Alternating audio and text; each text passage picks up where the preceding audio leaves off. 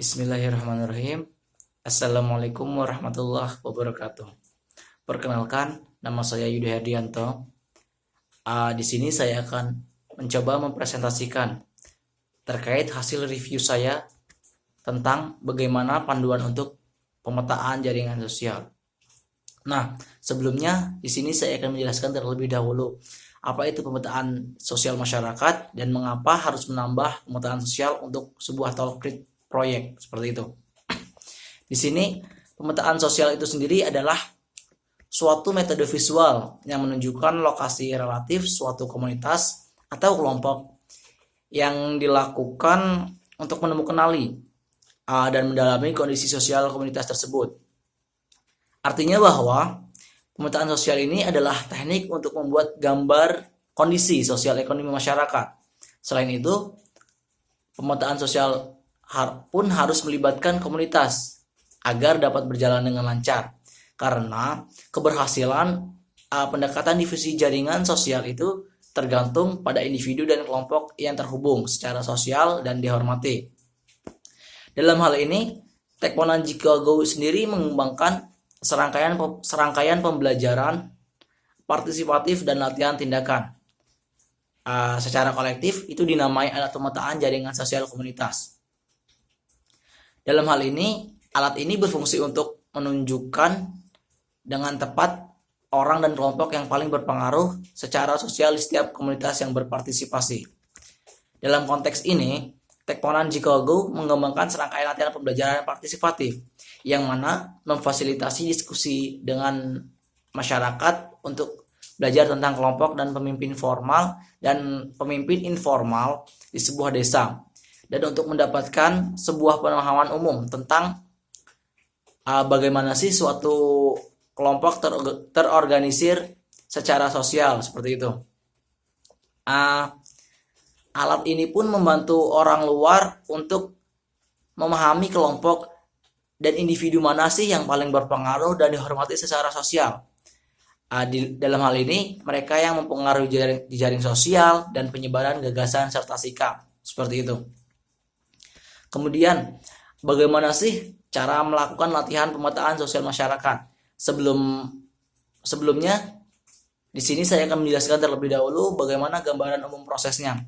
Nah, pada panduan pemetaan jaring sosial itu sendiri, yakni serangkaian latihan yang difasilitasi dengan kelompok-kelompok masyarakat oleh agen-agen lapangan proyek untuk mengidentifikasi, membuat daftar, dan memilih kelompok-kelompok sosial dan orang-orang berpengaruh di masyarakat tersebut untuk membuat keputusan sebaik mungkin seperti itu. Selain itu, setidaknya harus ada 3 kelompok yang berpengaruh secara sosial. Contohnya yakni pria, wanita, ataupun kelompok campuran.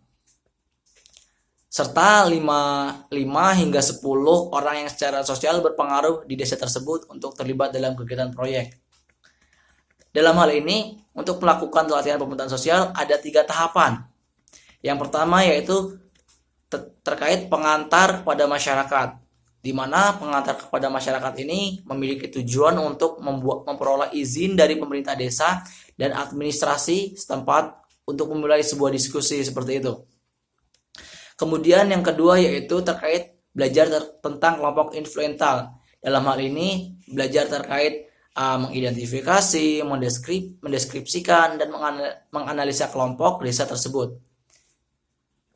Kemudian yang ketiga yakni memahami dinamika sosial masyarakat dan orang-orang influental secara sosial melalui pemetaan via yang mana bertujuan untuk mengeksplorasi seperti itu, mengeksplorasi bagaimana sih komunitas mengatur dirinya sendiri secara sosial dengan bantuan peta komunitas. Selanjutnya yakni bagaimana sih cara memilih kelompok dan orang yang berpengaruh serta dengan siapa untuk melibatkan aktivitas ini.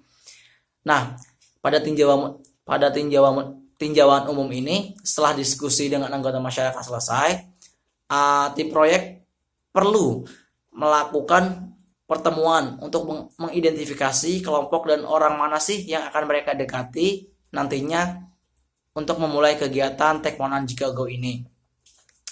Nah, di sini ada 5 tahapan bagaimana memilih kelompok atau orang yang berpengaruh. Yang pertama yakni memilih kelompok dengan siapa proyek akan ingin melibatkan, yang artinya bahwa jejaring komunitas menyediakan daftar komparatif dari berbagai kelompok yang ada di desa.